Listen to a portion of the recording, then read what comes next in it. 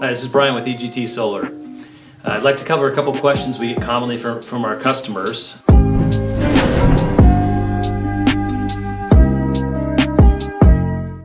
One, does solar make sense as an investment? Just purely as a raw investment, does solar make sense?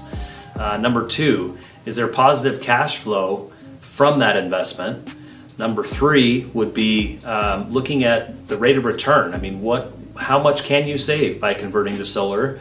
And number four is a very hot topic, is if I put solar on my house, will it add value to my house, or will it appreciate my appraisal on my home? So if you'd like to learn more about these general questions, please click the link below and opt into our free video series. We here at EGT are committed to our consumer base on providing real, transparent, and honest answers to questions that consumers just like you and myself have every single day. So feel free to click the link below and we'll shoot these to your email and get you educated and see if solar is right for you.